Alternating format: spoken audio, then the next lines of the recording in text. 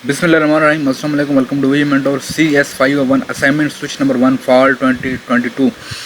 जो आपका CS501 है वो बेसिकली मशीन लैंग्वेज पे या मशीन इंस्ट्रक्शन पे बेस कर रहा है। ठीक है, तो इसमें आपने मशीन इंस्ट्रक्शन के बारे में आपने असाइनमेंट तैयार करनी है। तो हमारा जो पहला जो क्वेश्चन है, right the instruction for the 2 address and 3 address machine. ठीक है, अब करना क्या है आपने कि आपको ये जो एक्सप्रेशन दिया गया है आपने इसको एलिवेट करना है। अब वो किस तरह करना है, नीचे हम टेबल बनाएंगे और टेबल में लिखेंगे 2 एड्रेस मशीन एंड जो 3 एड्रेस मशीन है उसके लिए हम कौन कौन सी कमांड यूज़ करेंगे। जो हमारे पास 2 एड्रेस मशीन होती है, load M and X for register.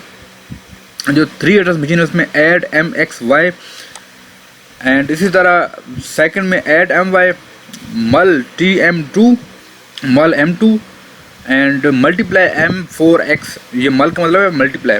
Load करो NX और मल्टीप्लाई करो PQXY को। ठीक है, और जो multiply NY and subtract ZT and Q।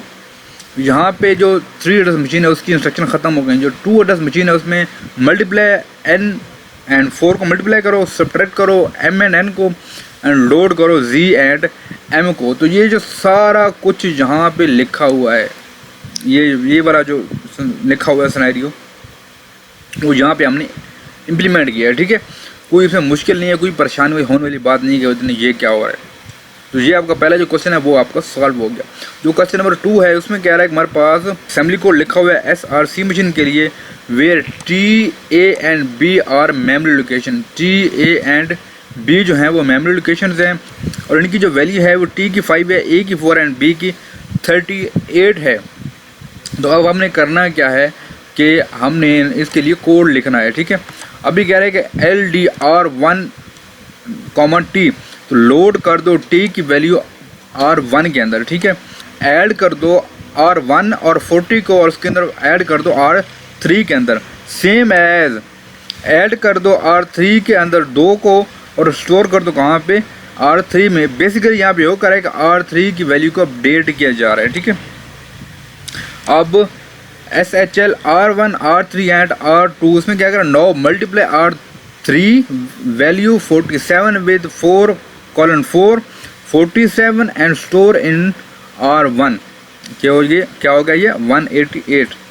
ठीक है, देन सब्ट्रैक्ट कर दो इसको R1, R2, R3 and 88 minus 47 is equal to R2 value जो होगी R2 की वो कितनी हो जाएगी 141। अब ऐड कर दो A की वैल्यू R4 के अंदर, सेम एज इसी तरह कर दो, मल्टीप्लाई कर दो R5, R4 एंड 4 को, तो ये हमारे पास वैल्यू हो जाएगी 64।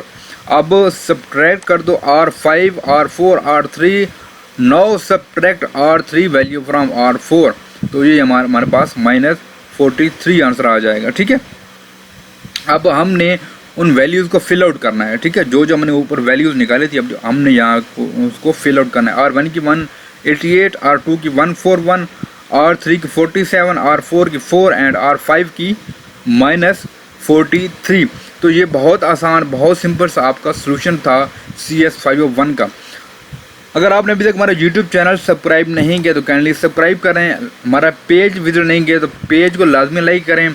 अगर आपने सोल्यूशन फाइल डाउनलोड करनी है तो आप हमारी वेबसाइट पर जाके डाउनलोड कर सकते हो। ये सारे लिंक आपको मिल जाएंगे डिस्क्रिप्शन के अंदर। होप सो आपको समझ आएगा। मिलते हैं नेक्स्ट वीडियो में, तब तक अल्लाह हाफिज़।